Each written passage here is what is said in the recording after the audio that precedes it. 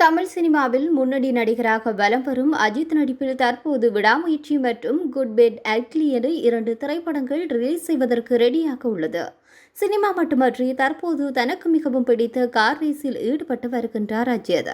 சமீபத்தில் இவர் துபாயில் நடந்த கார் ரேஸில் 3ஆம் இடம் பிடித்து வெற்றி பெற்றிருக்கின்றார்.